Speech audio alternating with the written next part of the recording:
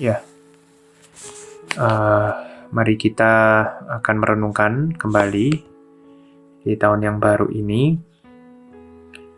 Kita bersyukur kita boleh mendapatkan berkat Tuhan, kita boleh melampaui tahun yang lampau, dan kita boleh masuk ke dalam tahun yang baru ini.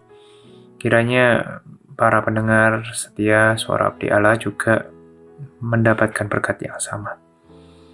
Renungan ini akan saya ambil dari Matius pasal yang ketiga, ayat 1 sampai yang ke-6. Mengenai Yohanes Pembaptis, pelayanan Yohanes Pembaptis. Mari saya akan membacakan bagi kita sekalian Matius pasal yang ketiga, ayat 1 sampai yang ke-6. Pada waktu itu tampillah Yohanes Pembaptis di padang gurun Yudea dan memberitakan, "Bertobatlah, sebab kerajaan surga sudah dekat." Sesungguhnya, dialah yang dimaksud Nabi Yesaya ketika ia berkata, "Ada suara yang berseru-seru di padang gurun, persiapkanlah jalan untuk Tuhan, luruskanlah jalan baginya." Yohanes memakai jubah bulu unta dan ikat pinggang kulit, dan makanannya belalang dan madu hutan. Maka datanglah padanya penduduk dari Yerusalem, dari seluruh Yudea dan dari seluruh daerah sekitar Yordan. Lalu sambil mengaku dosanya, mereka dibaptis oleh Yohanes di sungai Yordan. Mari kita masuk di dalam doa sebelum kita merenungkan firman. Bapa kami ada di surga, terima kasih untuk kesempatan yang indah bersama Tuhan. Ketika di tahun yang baru ini kami boleh merenungkan sekali lagi firman-Mu. Semoga firman-Mu menjadi kekuatan dan tuntunan bagi hidup kami, ya Tuhan. Terima kasih ya Tuhan, kami berserah kepadamu. Biar Allah Roh Kudus pada saat ini bersama dengan kami dan memberikan pencerahan dan baik kepada hamba-Mu yang akan menyampaikan maupun pendengar setia yang saat ini sedang merenungkan. Terima kasih Tuhan, di dalam nama Tuhan Yesus. Amin. Ya, kita tahu bahwa di dalam pelayanan Yohanes Pembaptis adalah pelayanan yang sangat singkat. Dari renungan kita tahun lalu, kita mengetahui bahwa Zakaria adalah imam dari kelompok Abia yang melayani di saat itu di dalam perayaan, ya, satu perayaan dari orang Yahudi, ya. Dan pada waktu giliran melayani, Tuhan menampakkan diri dan menjanjikan kepada dia melalui Gabriel, malaikat Tuhan. Dan pada waktu akan melahirkan, yaitu Elizabeth, Zakaria memberikan pujian berkatnya, ya, Benedictus, terpujilah Tuhan. Nah, dari situ kita tahu waktu Yohanes sudah lahir dan para tetangganya meminta nama, ya, di situ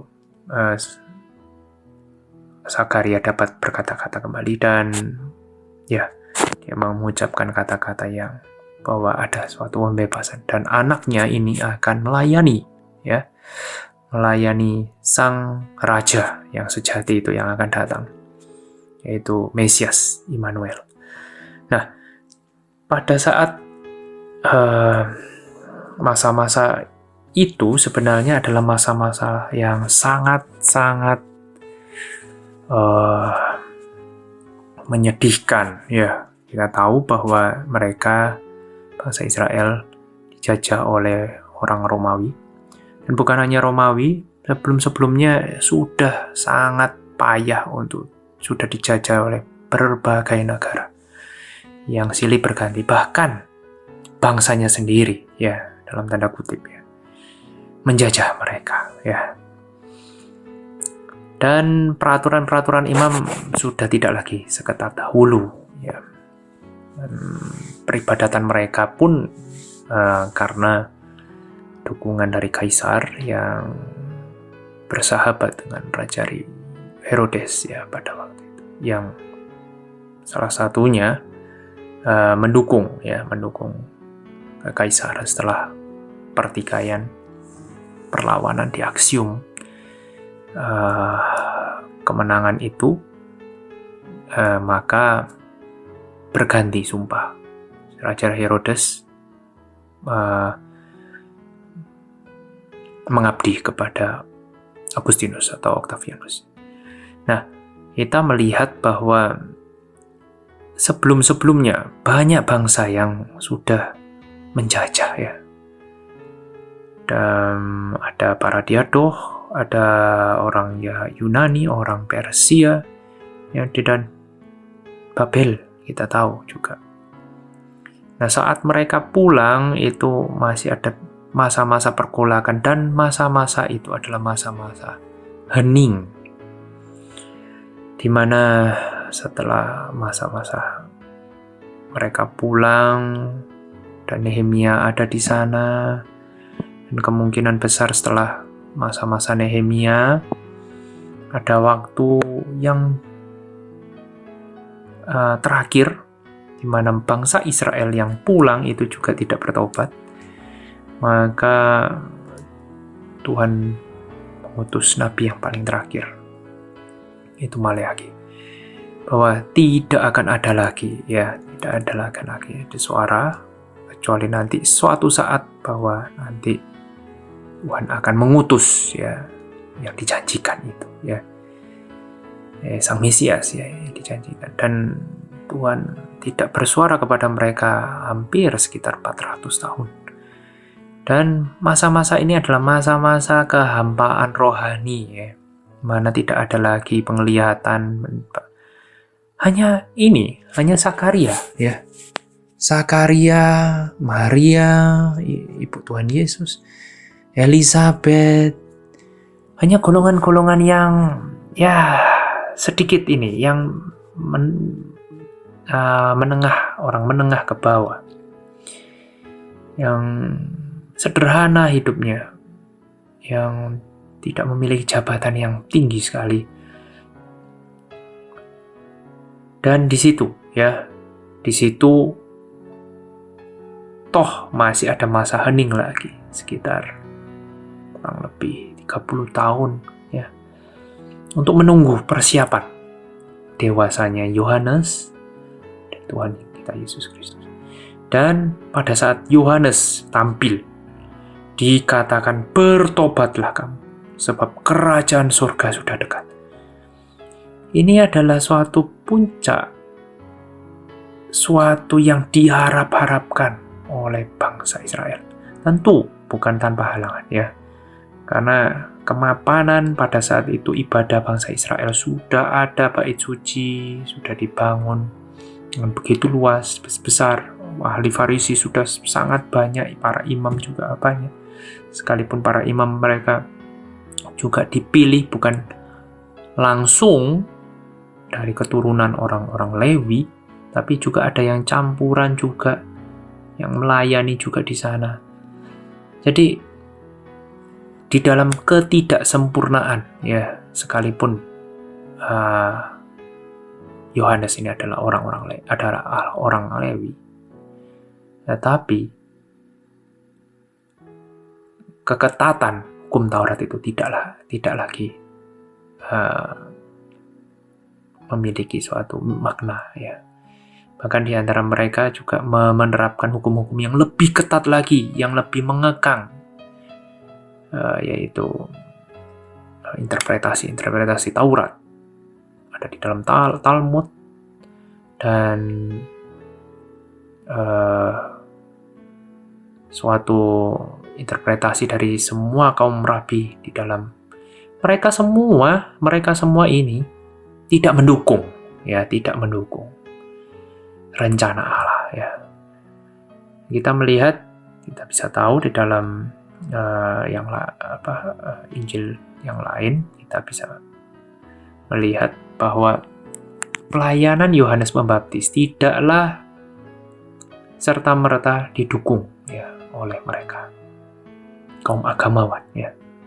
Bahkan kita tahu di dalam Matius juga, bahkan para ahli Taurat ya, yang berada, kaum Herodian, yang pegawai-pegawai Herodes, bahkan Herodes sendiri tidak mendukung kedatangan Mesias itu. Mereka ingin membinasakan, membunuh, bahkan mungkin mengabaikan ya.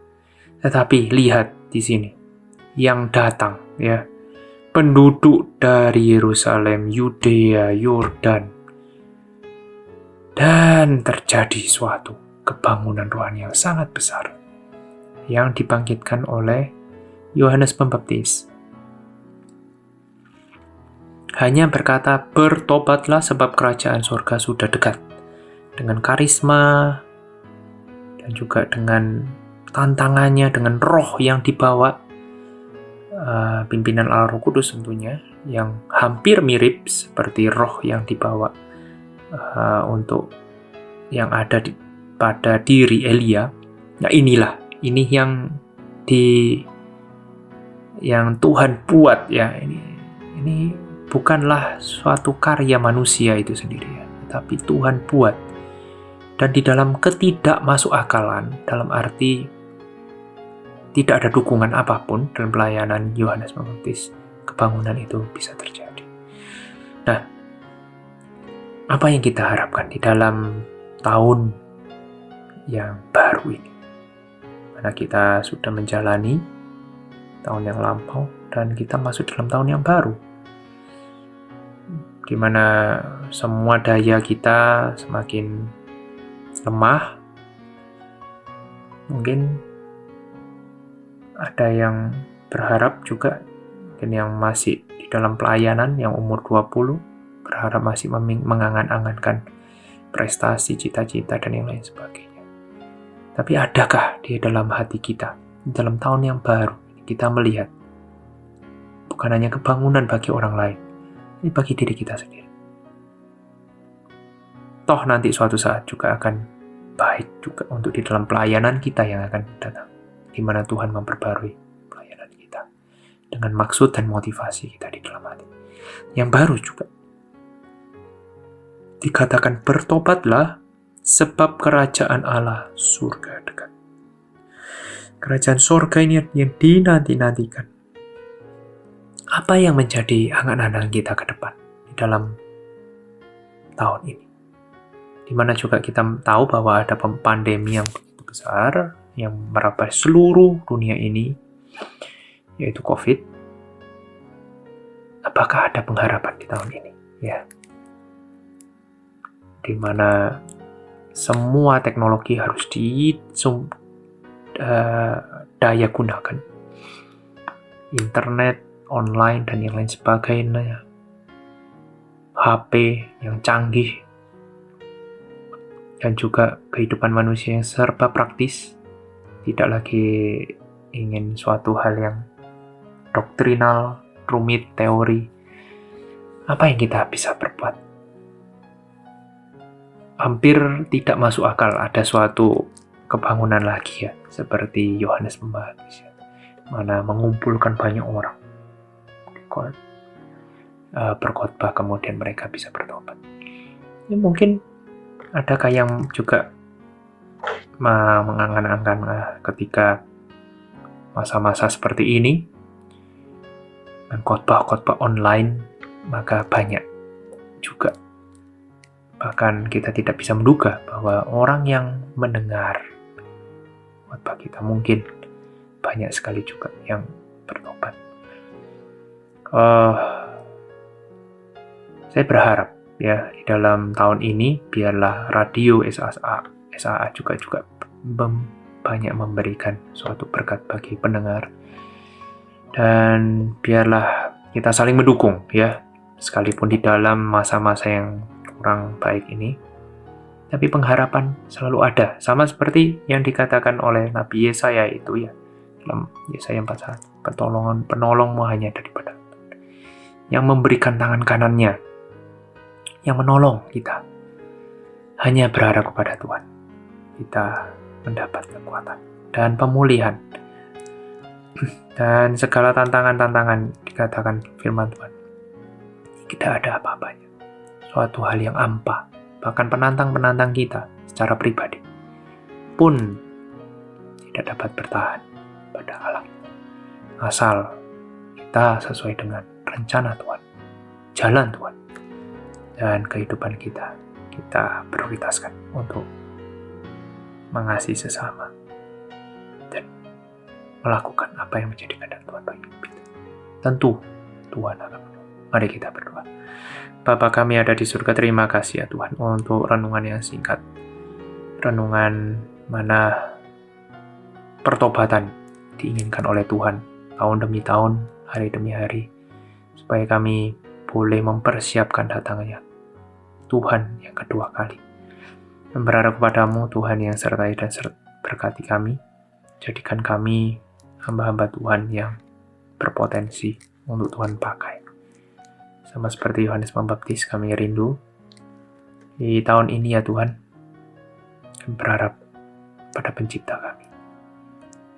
Berharap bahwa indahnya bumi tidak segera pudar. Tapi kami berharap di dalam kepudaran dunia ini, kami berharap Tuhan akan menyempurnakan segala sesuatu. Terima kasih ya Tuhan. Kami hanya berharap padamu, sertai setiap pendengar suara abdi Allah, dan biarlah nama Tuhan sendiri dipuji dan dimuliakan. Demi nama Tuhan Yesus kami sudah berdoa. Amin.